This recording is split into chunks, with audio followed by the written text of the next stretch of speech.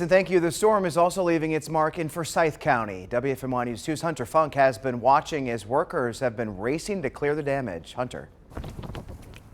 Yeah, we just left from a power outage area with a tree down. Right now we are at Bethabra Park, where a car was stuck in floodwaters. You can see the police are currently blocking off the road. Taking a look over here, you can see the road water from that street light just covering the road, and it's thick. This is where they rescued a person. And again, it's difficult to see at night, so this is something that police have to monitor because of the challenges. Now take a look at this video we shot from earlier today. The conditions were very difficult. We ran into trees down all over Winston-Salem and across Forsyth County. There were power outages, service workers consistently working on those.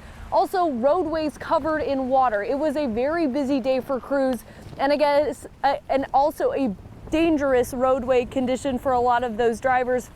Even on US 52, we did see a car that had flipped. We also saw other drivers that were stuck on the side of the road. My advice for any of those drivers that are out and about tonight, maybe try not to be, because it's going to be difficult to see some of these flooded roadways. Back to you guys.